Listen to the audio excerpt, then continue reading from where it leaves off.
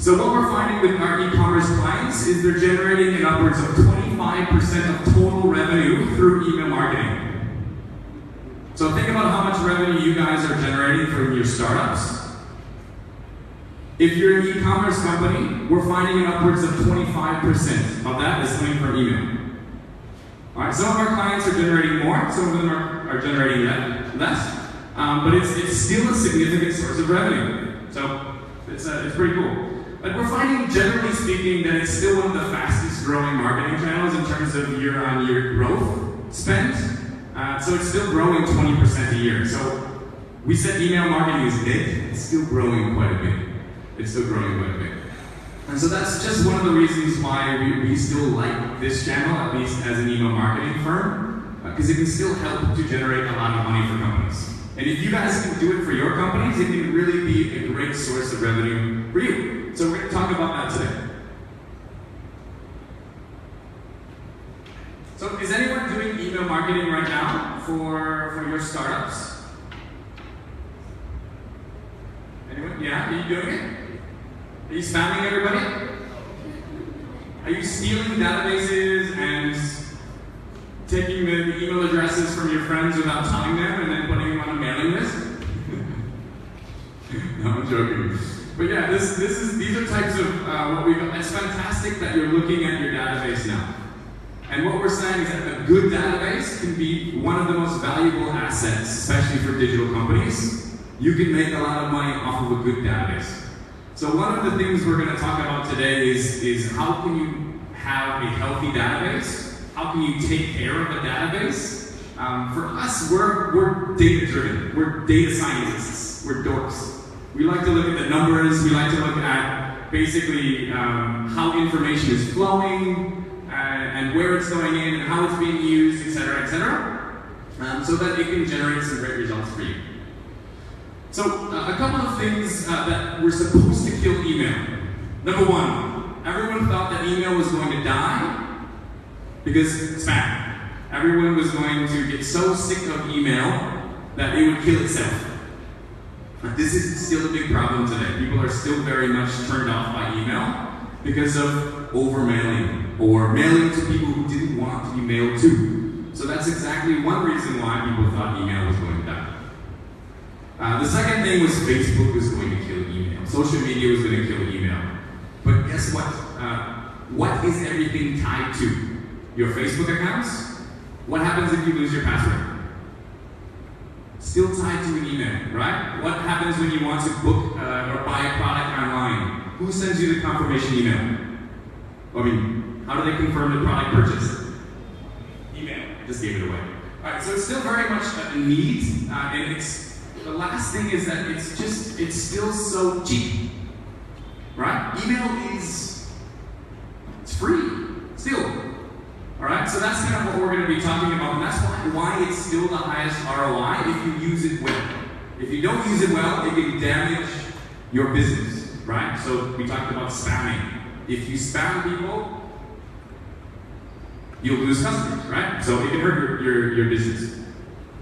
Mobile was supposed to kill email. That was what they said for 15 years. Who checks their email more because it's mobile? I do. Right? Mobile is still the highest source of email checking over PC. So people check their mobile way more, especially with email. So mobile actually accelerated email usage. Sometimes even too much.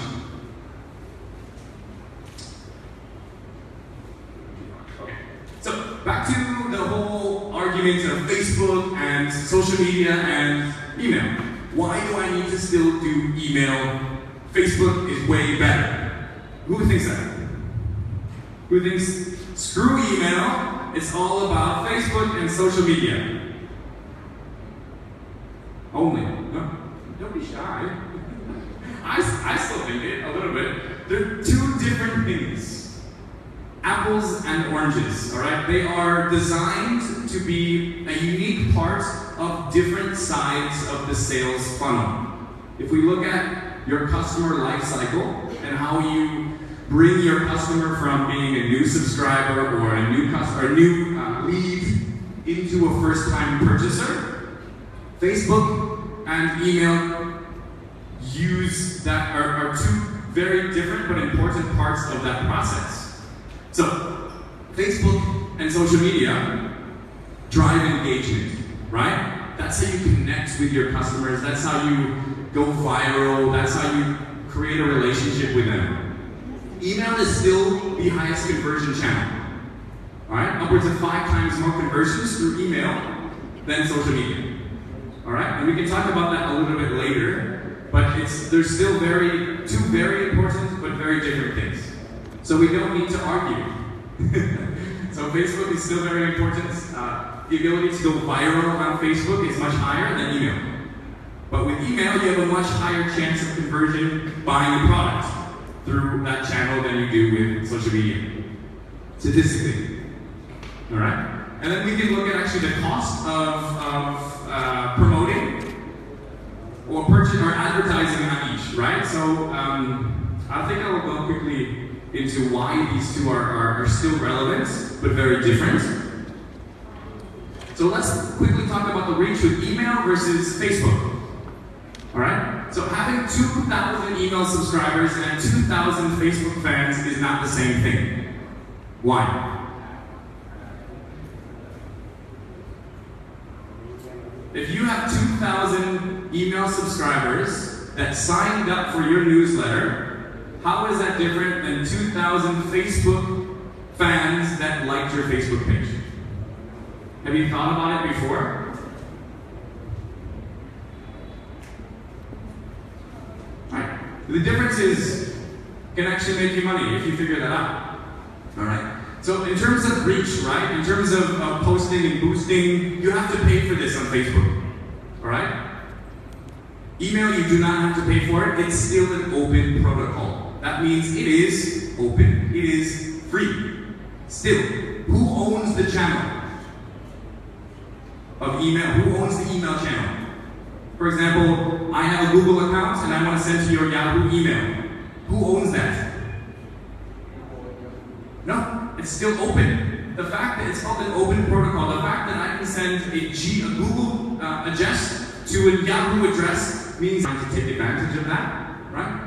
But with Facebook, they own that. They own that channel entirely, right? So they determine the price, they determine the reach, they determine their algorithm, what goes on whose newsfeed. It's all Facebook controlled. So that's the difference, right?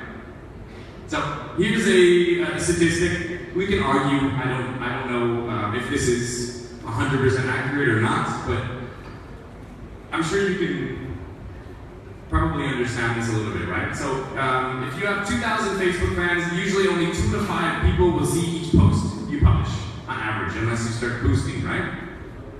Right, that just shows you the amount of control that one company has over being able to target these two groups of people. Your email addresses that you have, you can reach whenever you want, but it's important how you reach them, and when you reach them, and how often you reach them. Facebook, again, is controlling the amount of people that will see that post, okay, based on its algorithm. Just understanding that fact is important.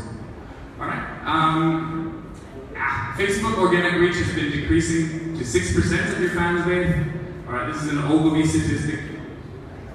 All right, so we just have a trend of this algorithm getting more difficult, and the amount of people in your list on Facebook decreasing.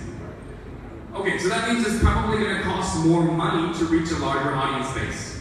All right, that's exactly what Facebook wants. They want to make more money out of the small businesses because they know it's a vital part of a business. Anyway, they're both very important, but to understand why email is still relevant and still the highest ROI, I think you're beginning to see it. Email is still free, exactly, still free. So that's basically one of the biggest reasons.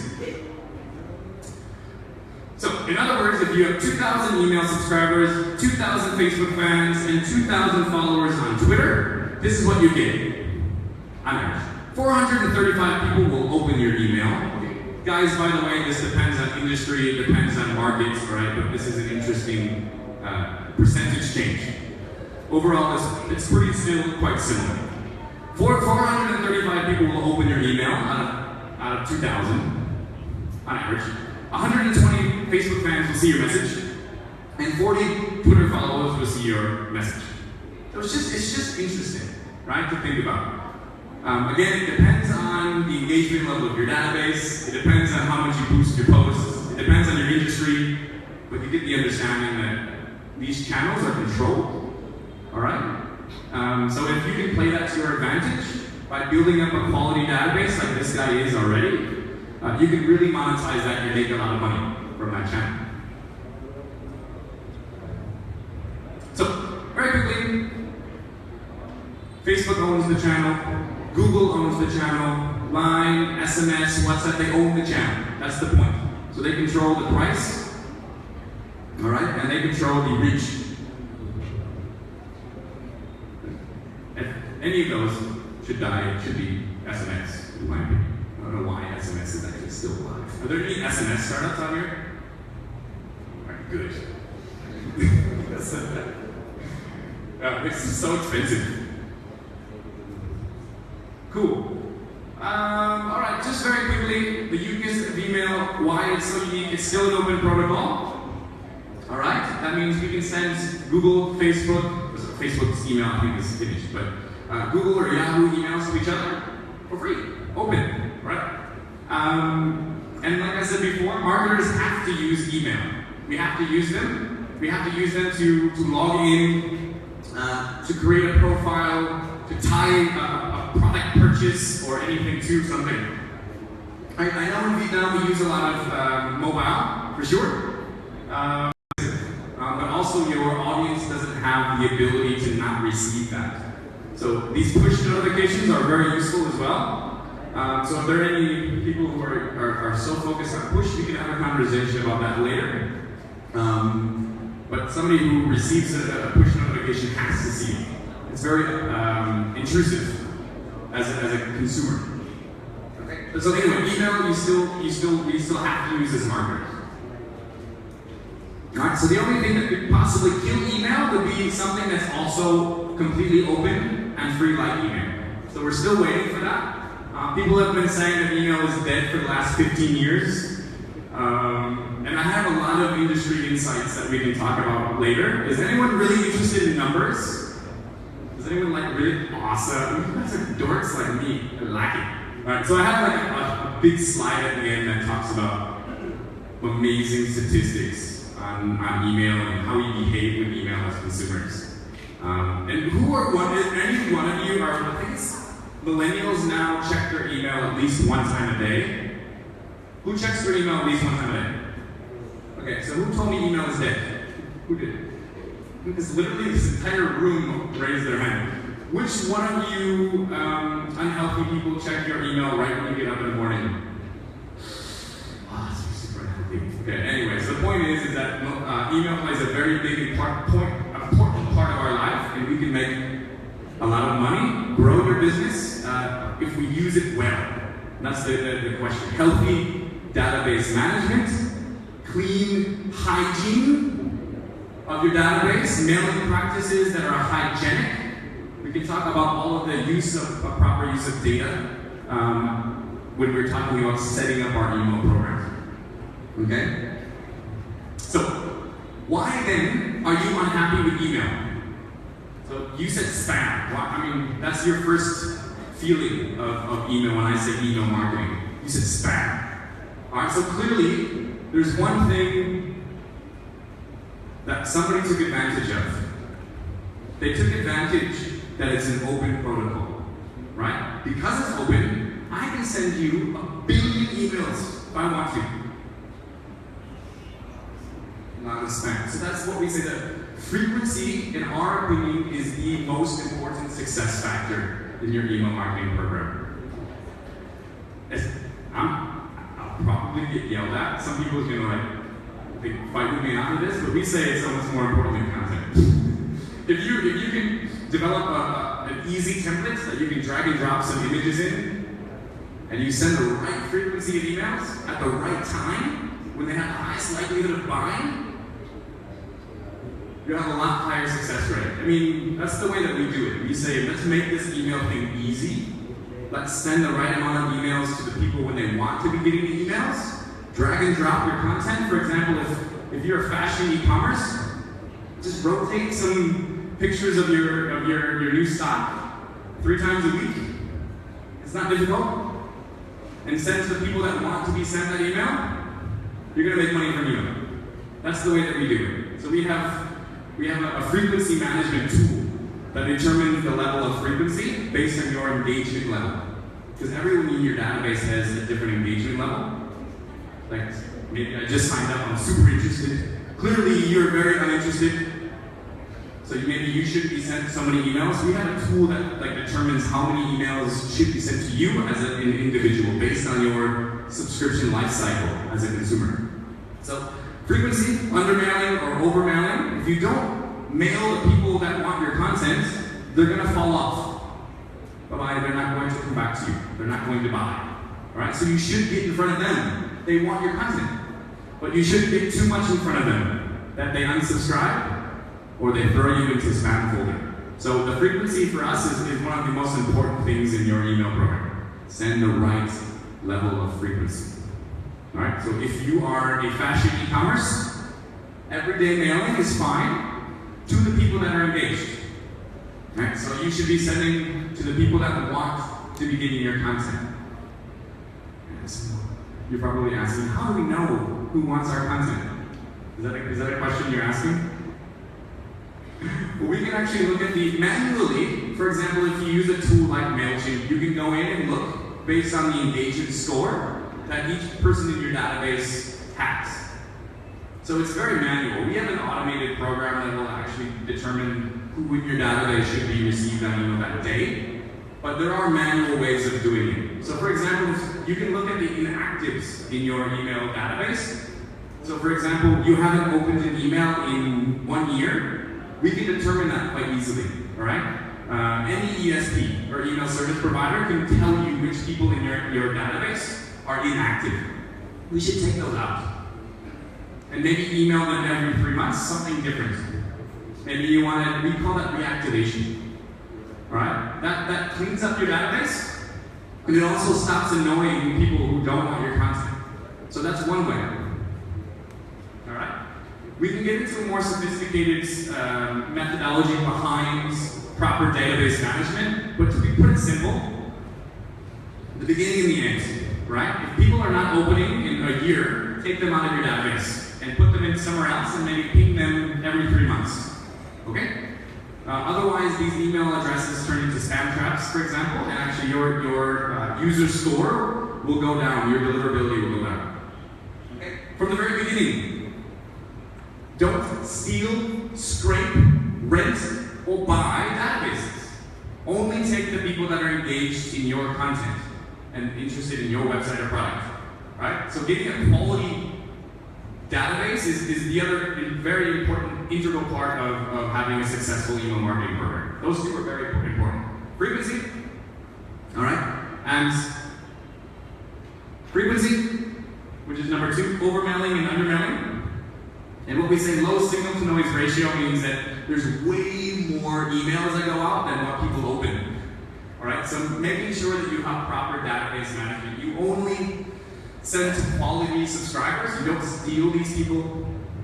All right, you don't ask a friend who has a 10,000 database size to email on your behalf. All right, these are common practices we're seeing.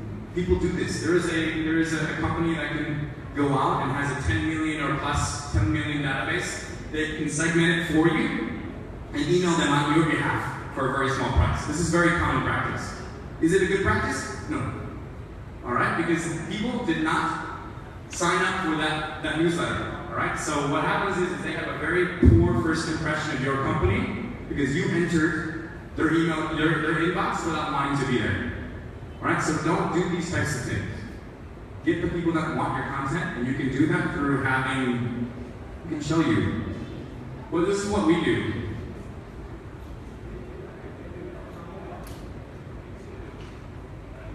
All right, so this is what one of ours is. It's just like, you can have like a subscription tab on your website, right? These are not simple.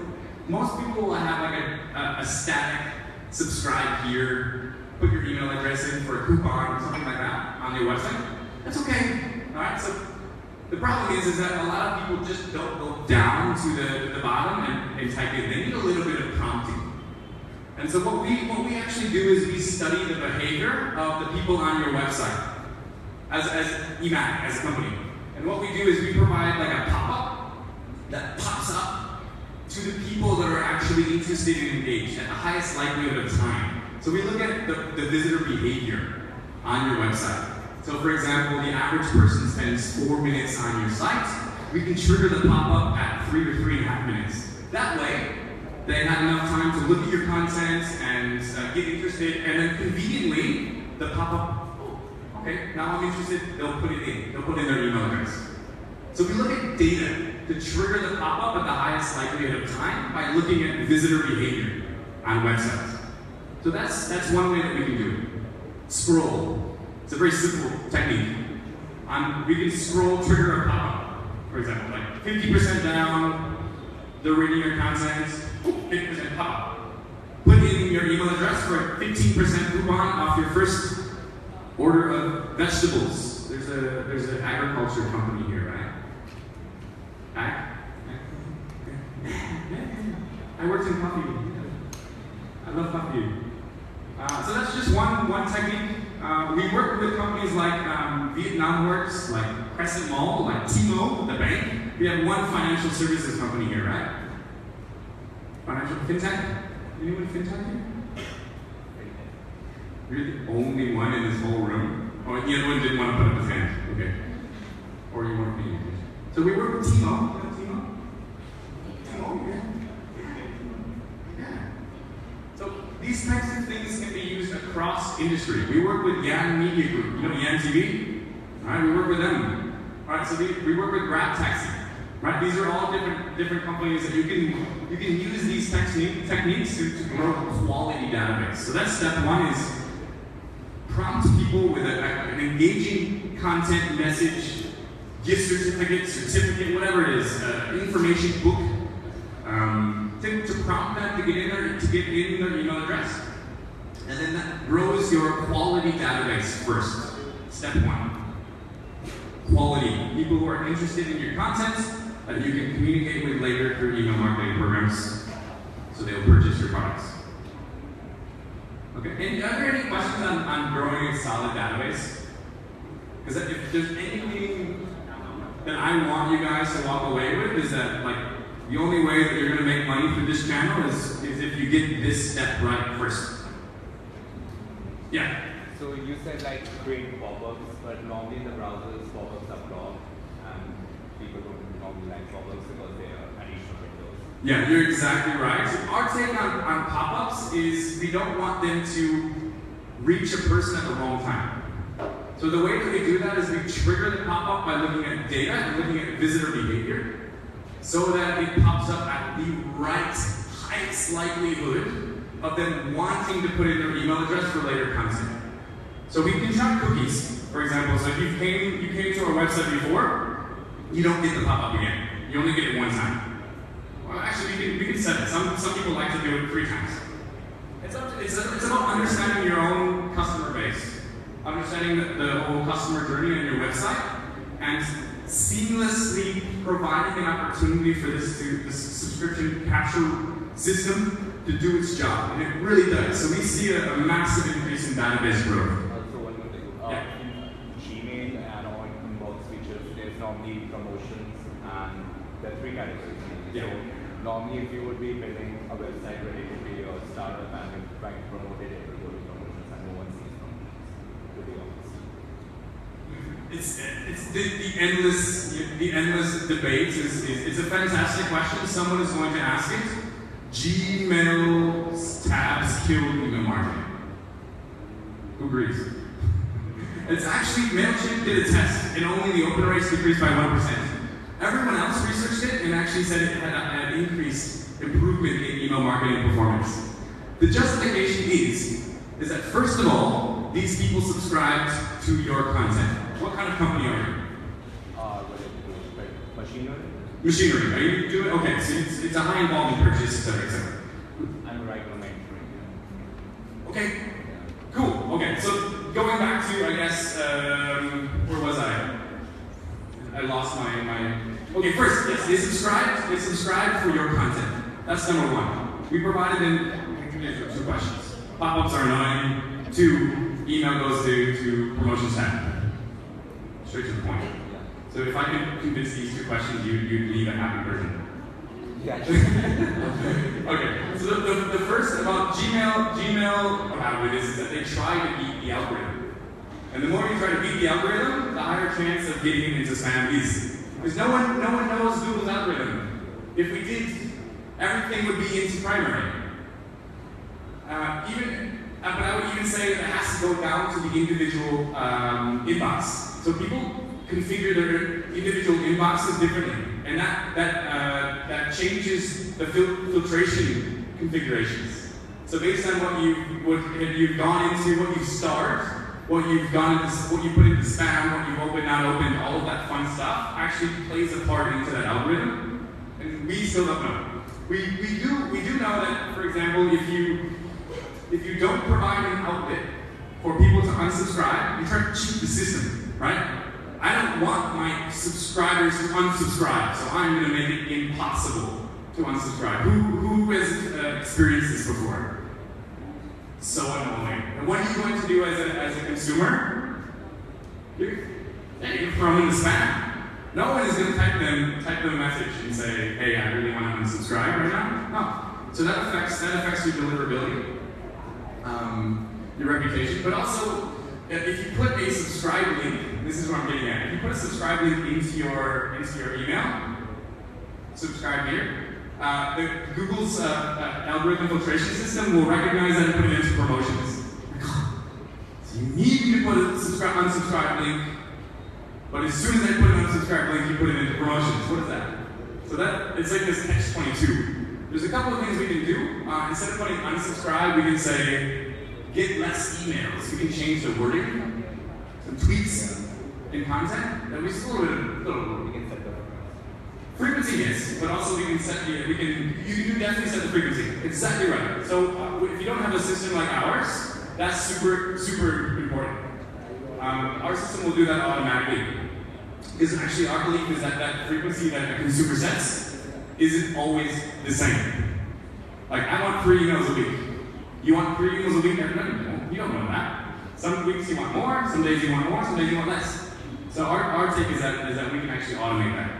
Based on machine learning. But anyway, so that's I guess my answer. Is that, what do you think? Are you going to leave happy? It's a really good answer. It's a really good answer. So back to it, the tabs will not kill your email. I think that's kind of where, and you don't need to try and beat the system to make this work for you. So step 1, make sure you get quality email addresses that want your content. Alright, and if that goes into a different tab, alright, manage the frequency of those emails, alright? Take out those inactives who haven't opened up, etc. Just manage your database properly. One thing I was going to say on that. Using the correct deliverability tool. So like, if you're doing transactional emails versus promote blast emails, make sure you're using the right tool to send it. Because that's going to increase the likelihood of it going into spam versus inbox. Alright, so for example, if you're sending transactional emails one-on-one emails, one-to-one, with a tool like MailChimp, it won't perform that well, because MailChimp is designed to blast emails for the most part. Right, so we say if you're trying to use transactional emails, automation emails, things like that, we use Mandrill, for example, as a way to do that. So it has a higher likelihood of getting into the correct inbox if you're using the correct tool to deliver. Does that make sense? So choose the right ESP. I guess that's my second word of wisdom today. You're laughing at me. No, I'm not laughing, I'm just smiling. Oh, okay. I like that someone else finds email marketing that amazing. Okay. You're the only person. Anything else you guys want to ask about database management? hygiene, this one is super important. So when you're setting up your email marketing programs, make sure your content is relevant, not spammy. Yeah. There's always a question of whether they should be double opt-in or opt-in. Does anyone want to know about this?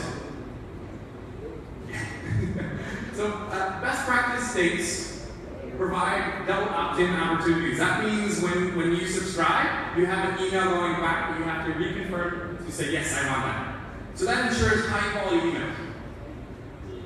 Our take is actually, we say no. Everybody else says yes. I don't know why we're a little bit different. But we say no for one reason and one reason only. It's because we have that tool. We have the pop-up tool. And because we're focused on data and visitor behavior on your website with that trigger, we find that because we're always trying to A/B test and optimize the correct trigger time, that we have quality people anyway because of this. But normally, if it's a typical pop-up as soon as it enters, this is the one you're talking about. Pop-up as soon as it comes to the website, right? Typically, you might have a higher likelihood of having less quality subscribers that way. So double opt-in would be good. If you had a limited subscription capability, like if you had a static subscribe gearbox on the bottom of your website, yeah, double opt-in would probably be quite good. If you don't have something like this now, I would say, yeah, double opt-in. But for us, we're like, all right, we have one chance to get them into that mailing list. Let's not put any more roadblocks. So what we do is we have just a single opt-in. They get a transactional email. It kicks them a voucher off your first purchase, because that first week of them entering your database is the highest likelihood of them purchasing your product. So get in front of the face. Mail them as much as you can. And the other problem is that a lot of people are doing manual import and export of lists. Guys, you shouldn't be managing your Excel sheets of databases. This should be going in real time into your database so that you can communicate them immediately. That first week is super important. If you're importing and exporting a list by week, you're missing that window. So we say, do it in real time, keep your database healthy, flowing with quality email subscribers that are interested in your content, mail your content, make it simple.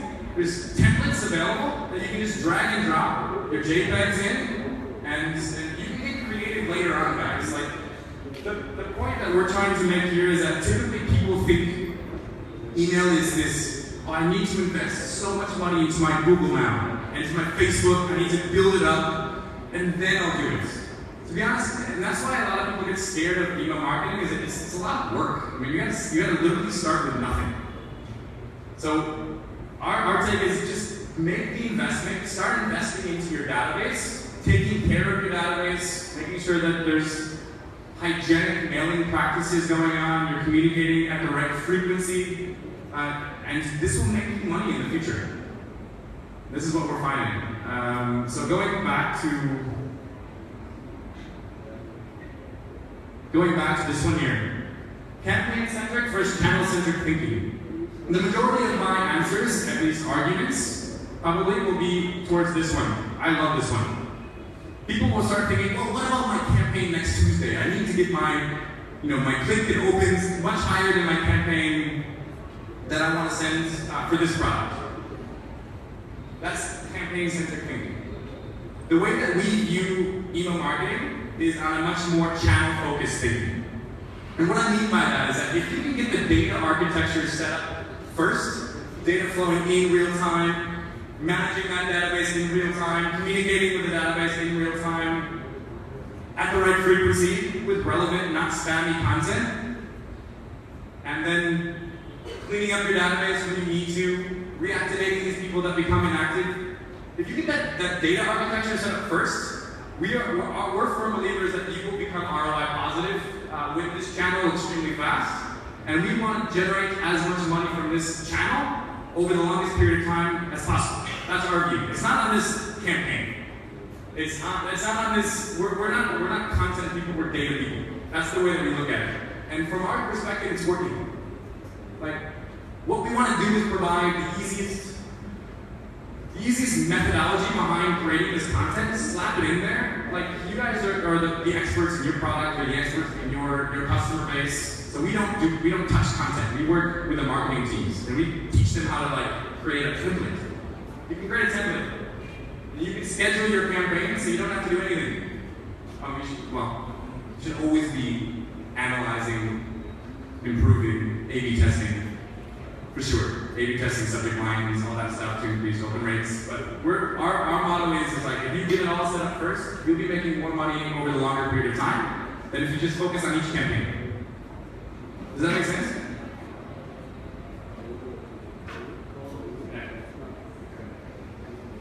So yeah. Ready to yell at me? Yell at me?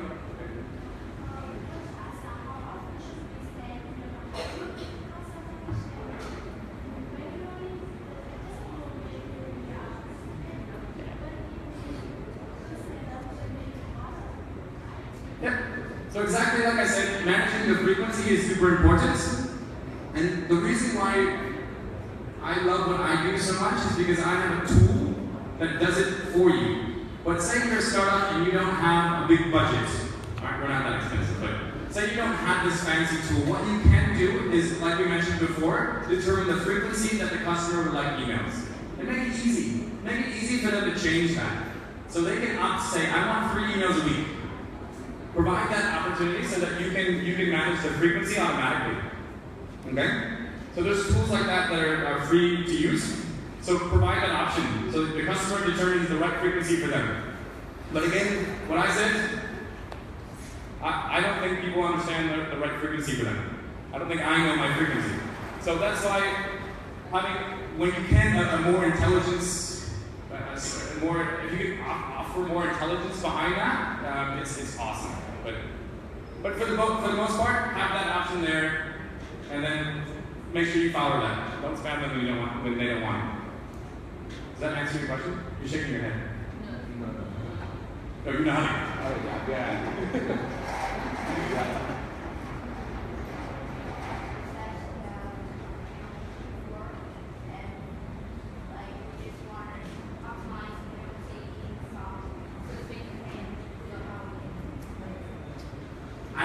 If I can get you guys to do anything at the most simplest level, start building your database of quality people and start emailing them. It doesn't need to be the most amazing, mind-blowing content with moving pictures. Just start the habit, grow the database. Like, your customers are wanting your content, right? Just start. If you want to start with once a month mailing, fine. I would encourage you to do it twice a month, eventually. Like, our goal for our take on it is to create the template so you can drag and drop that in. I have a CEO I'm working with. She's a startup. She didn't hire her marketing person yet. I was working with her to get her emailing program up and running. She's a job board.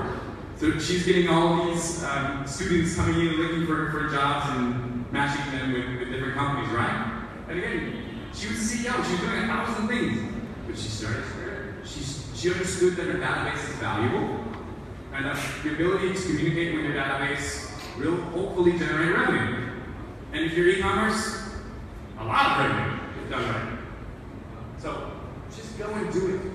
Don't think about it like it's this really, really difficult thing to do. People want your content, give them your content. But don't give them too much. Start with once a month, whatever. Grow your database. You can really generate a lot of revenue from that database later on. I don't know what kind of companies you are, but if you're a digital company, you make a lot of money. How many people do you have in your database right now? 2,000. What's your month-on-month growth? That's always my typical question. What percentage are you increasing each month? And that's why I love that question, because it's super important to think about. And that's why our product there, we will increase it to 25%. And month on month, you'll be probably going 10 to 12% month on month. That's what you should be going for. So at startup, you should probably be much higher, actually. But the ability to capture email addresses is super important. So provide an outlet for them. If you're doing your offline events, sweet. Provide, just make sure you problem with that is that it increases the potential of human error. if people are writing down by hand and you're having to export, potentially they could be invalid email addresses. You could write the name, the letter wrong or something, so it's better to automate it. Automate. That's another one I like. Automate. So you can set, there's so many tools now that are free. I love automation emails. Like having the data in real time going into your database and having everyone's birthday there, and you can automate a birthday message. How simple and nice is that? If you're a customer and you as a startup automatically pop them like a birthday voucher, that's sweet. Right? You can automate that. Automate it. Right? So we use, again, there's plenty of tools that you can do. So back to setting up your program, number one is define your goals. What do you want to achieve through this program? Do you want to grow your database? Do you want to drive traffic to an app? Do you want to drive traffic to a store? Do you want to do both? Whatever it is, define your goals, and then every campaign, every week and every month, you should be looking at those statistics and A/B testing constantly. If it's not working, always have a winner, a challenger. So always have your challenger and then try a new hypothesis. Always test. We're always about testing numbers and stuff like that. You're doing it. But I would just always test and improve. Then build up that data architecture. Make sure that you're automating it, flowing in. Now when people put in their email address into your website, it goes right into your database, kick back a transactional email, and you start giving them the correct number of emails, maybe once a week, once a month, whatever.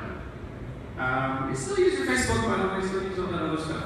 But, relevant content, you can schedule it, all right? You don't have to, you can spend one Saturday scheduling out your whole month campaign, and guess what? You don't have to do anything, it's scheduled. Afterwards, look, analyze the results, see if you can do some A/B testing of subject lines later. Something like MailChimp has that functionality. You could send 15% of your database this email address, and 15% of your database this email address, and the winner with the highest open rate, you can send the 70% of your email address the rest. All right, these types of things, constantly be improving. It's not a set it and forget it mentality. That's what people think. Automations are just, set it, we don't have to do anything. No, we should constantly be analyzing the results, figuring out what works, what doesn't work. And that's basically what I said here. Determine the correct frequency. We talked about that, the tool. They can simply say, I want 3 week, I want 2 month. If you're starting off with once a month, you don't really need to worry about that. But my point is that you're missing out on a large portion of your database that wants more content. And so depending on what kind of business you are, every person in your database has a different status of life cycle. Right? So you have a database of, is it 62,000? How many? A couple thousand? Okay, let's say 5,000. Alright? People who just register are super engaged. Alright? They want more content. As people are going through that whole life cycle, that whole journey of being in your database, naturally they become less engaged. Alright? So it's up to us as email marketers to re-engage them through engaged content, through different frequencies. Our model is still just manage the frequency. Like, if they're becoming unengaged, don't blast them, because they'll become unengaged faster, like you. He's clearly bitter. Someone blasted him with emails. So our motto is back off, send them fewer emails, and more than likely they're going to be re-engaged more often. With your whole inactives that haven't opened in a year, don't blast them. Right. Take them out. Ping them 3 months, maybe provide a different content and a different reactivation I try, and maybe you'll get a few that come in. Right? I don't know about you, but there's a couple of emails in my inbox that I'm so used to deleting. There's no way I'm going to open again. Does anyone have that habit with some emails? Like they just lost you. There's no way they're going to get you back. So the way that we look at that is that we say, hey, let's stop emailing. Clearly they're done, right? They haven't opened in a year. We can ping them every 3 months, check for a pulse. And most of them still stay dead, but a few of them will be like, hey, forgot about you guys. And then we can automatically cycle them back in. So that's our yeah, philosophy. Yeah, any other questions? We have like 15 minutes or 10 minutes. I have some, here's some transactional automated emails we can do. Welcome messages, coupons, abandoned carts. So if you're an e-commerce company and they don't complete an order, we can kick back. Hey, you were gonna buy these pairs of shoes, but based on your previous purchase history, we recommend these 3 shoes. Or you bought an iPhone, how about the iPhone case? So those types of things we can do. Browsing history, so they were looking at a couple of products, they didn't put it in their cart, they were looking. We can automate some of those transactional kickback emails. All these things can be automated and used to bring your customers through the customer journey of purchasing and repurchasing and retargeting. Lots of stuff. Onboarding. So for example, step 1, become a subscriber. Step 2, transactional email number 1, create your profile. Step 3, transaction number 3, finish your profile. Step 4, use your coupon that we sent the first time. Step 5, yeah, you're our first customer. All right, so we can do all these transactional automated emails to get your customer through the whole journey, buying, etc., etc. That's fun. Okay. Those are things. And here's your, I know everyone wanted this. Spam advice. Who wants your spam advice? Hygiene. These are all online. It's really, these are our techniques. So, keep it out of spam. Always provide an unsubscribe link. Alright? Otherwise, people will put it in the spam. Or Google will mark it as spam. Right? Yeah, so anyway. So follow the guidelines of whatever ESP you're using. Like for example, if it's MailChimp, they have specific guidelines. For example, you can't be a dating company and use MailChimp. Yeah. You can't offer dating services and use MailChimp. So they will shut your account down, no spam. For example, so making sure that you follow the guidelines of your ESP is important. And then of course, send the correct frequency of emails. Alright? And like we said, the update preference section. So make sure you want less emails, click here. Make it big, make it easy to change. Alright, you're not trying to trick your customers here. You're trying to engage and create a relationship with them. Right? So don't try to trick them. Don't ask for personal details in your email blasts. Alright? That will increase the likelihood of it going to spam. Don't put any special characters, too big of images. We find that special coded HTML images trigger spam more than drag and drop. That's why we personally use MailChimp for our ESP because first of all, it's easier for marketers, and second of all, it has a less likelihood of any of the spam. That's what we do. Okay, any questions? You guys are so amazed right now, I see you. Woo, email marketing, yes? Our Chinese customer are farmers. Yeah, how can I reach to potential customer by email marketing? Thank you. That's a challenging question. It's probably getting bigger and better, but it's as you know, it's still primarily SMS, right? For these people, that's quite expensive. Yeah, but it's getting better. Like I said, like Grab is a customer of ours. Grab is now reaching out and working with a lot of different types. If you're in the countryside, are you working in the countryside? Communicating with your customers? Yeah, you're gonna have to get creative. Typically, think about the behavior, the buying behavior is not email, right? It's growing smartphone usage, but still very much SMS when you're looking at that. Are there a lot of people that are customer base are farmers and stuff? Because I probably should completely change I probably shouldn't even come. Maybe they are. I don't know. To be honest, I have not done the research on email usage for farmers. Ask Nielsen. Yeah, sorry, I can't answer that question.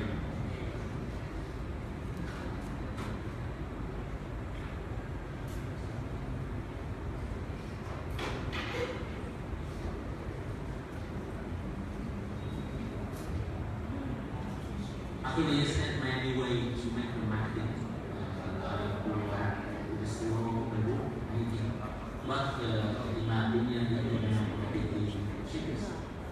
It's cheapest. Yeah. I do many times. You can call me spammers. Because in my database at the moment with the 4 million contact with them, I know where they are. I know what salary, how much they should see every month. I sell many things in the email. By email. I sell from something like small thing, like a pencil, like a big expensive pencil to the some very high risk, like high luxury home. In my opinion, you write something that we should, because if we start only, we don't have money to make marketing. In your case, you input in your letter, you say that you're waiting for the client input their email in the subscribe email, and then after that.